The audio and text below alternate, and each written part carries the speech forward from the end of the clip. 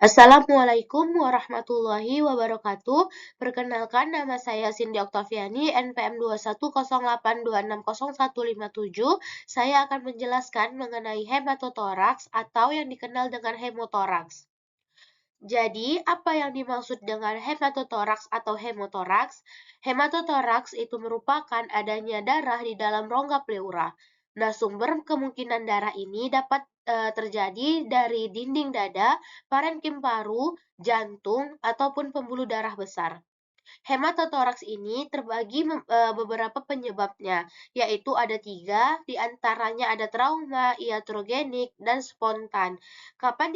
Jika dikatakan hematotoraks karena trauma, ini terbagi lagi menjadi 2, yaitu ada trauma tumpul dan juga trauma tajam.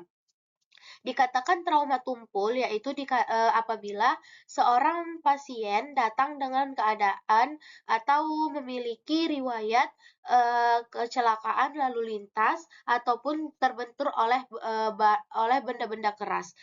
Nah, yang mana apabila ada suatu kejadian seperti kecelakaan lalu lintas atau terbentur oleh benda-benda keras, maka dapat menyebabkan ruptur dari pembuluh darah dari pembuluh darah besar ataupun dapat terjadi fraktur iga yang dapat merobek pleura. Kemudian, apabila ada trauma tajam seperti luka tusuk ataupun tembakan, maka dapat langsung melukai paru-paru ataupun pembuluh darah sehingga dapat menyebabkan perdarahan ke rongga pleura. Kemudian yang kedua yaitu penyebabnya adalah iatrogenik atau prosedur medis, yang mana apabila ada pemasangan kateter vena sentral atau CVL dapat melukai arteria subclavia atau vena cava. Kemudian torakosentesis atau pemasangan chest tube. Lalu ada juga operasi toraks yang dapat menyebabkan perdarahan pada pasca operasi. Kemudian penyebab yang ketiga yaitu adalah spontan. Selanjutnya yaitu adalah patofisiologi dari hematotoraks. Nah, apabila ada terjadi trauma pada toraks, maka paru akan mengalami laserasi atau pembuluh darahnya itu akan maksud saya laserasi pembuluh darah interkostalis atau arteri membria interna itu akan mengalami adanya perdarahan yang mana darahnya ini akan terakumulasi di rongga pleura atau yang disebut dengan hematotoraks. Nah, apabila perdarahannya ini terjadi secara progresif, maka pasien akan kehilangan banyak darah yang mana akan menurunkan cardiac output pasien. Sehingga pasien akan mengalami takikardi atau heart rate-nya meningkat. Nah, selanjutnya apabila cardiac output menurun, maka tekanan darah pasien juga akan menurun, sehingga aliran darah ke perifer itu akan semakin menipis atau semakin sedikit, sehingga terjadilah reaksi tubuh seperti wajah, bibir akan sianosis, kulit pucat, dingin, serta keringat dingin.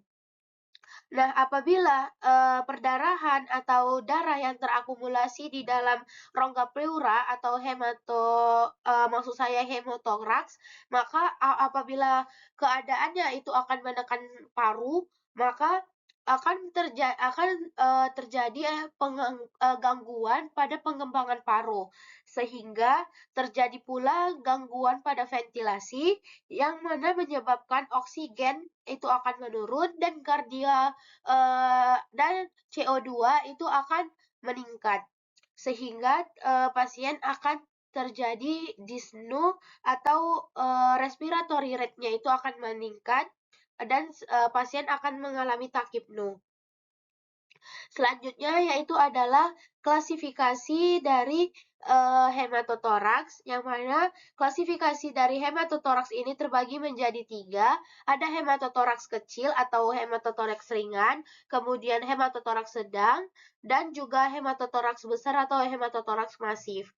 Nah, kapan dikatakan hematotoraks kecil? Apabila volume darahnya itu mencapai 100 mili atau kurang dari 350 mili. Nah, biasanya kalau pasien yang mengalami hematotoraks kecil atau ringan, biasanya tanpa gejala atau hanya nyeri dada yang ringan dan sedikit sesak nafas. Selanjutnya yaitu adalah hematotoraks sedang, yaitu dikatakan hematotoraks sedang apabila jumlah darahnya itu mencapai 800 mili atau volume darahnya itu 350 hingga 800 mili. Dan gejalanya itu lebih jelas seperti nyeri dada, dyspnea, dan tanda hipovolemia ringan. Selanjutnya yaitu ada hematotoraks besar atau jumlah darahnya itu mencapai lebih dari 1.500 mili, yang mana menyebabkan pasiennya itu akan hipotensi, shock, shock hipovolemik, dan gangguan pernafasan yang cukup serius. Selanjutnya yaitu adalah manifestasi klinis dari hematotoraks atau gejala-gejala pada hematotoraks, yaitu yang pertama, pasien akan merasakan adanya nyeri dada terutama pada sisi yang terkena, kemudian sesak nafas, kemudian takikardi atau denyut jantung yang sangat cepat, kemudian hipotensi, kulit pucat dan berkeringat, dan kelelahan atau pusing akibat anemia akut. Kemudian untuk cara menegakkan diagnosisnya yaitu apabila dilihat dari inspeksi, maka pernafasan pasien itu akan cepat dan dangkal, kemudian adanya tanda-tanda distres pernafasan, serta ditemukan adanya jejas pada daerah dada. Kemudian untuk palpasinya sendiri yaitu adanya penurunan ekspansi dada di sisi yang terkena atau fremitus yang melemah.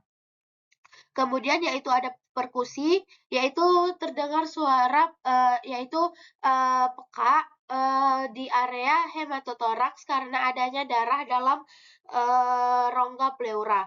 Ketika auskultasi, maka terlihat adanya penurunan atau tidak adanya suara nafas di sisi yang terkena atau vesikularnya melemah. Selanjutnya yaitu adalah pemeriksaan penunjang dari hematotoraks. Nah, pemeriksaan penunjang pada hematotoraks itu dapat dilakukan dengan melakukan X-ray, USG, kemudian pemeriksaan analisis pleura, dan lain sebagainya. Untuk pemeriksaan X-ray, maka akan tampak terlihat adanya sudut kosta yang jadi adanya tanpa kehilangan pada sudut costophrenikusnya. Kemudian ada terlihat meniscus sign. Kemudian ada terlihat adanya perselubungan homogen dengan meniscus sign. Kemudian bisa dilakukan dengan USG ataupun bisa juga dilakukan dengan pemeriksaan analisis pleura. Nah, apabila dilakukan pemeriksaan analisis cairan pleura, maka hematokrit cairan pleura itu mencapai lebih dari 50% dari hematokrit darah perifer. Nah, selanjutnya yaitu tata laksana yang dapat dilakukan yaitu adalah resusitasi cairan, kemudian pemasangan WSD dan transfusi darah.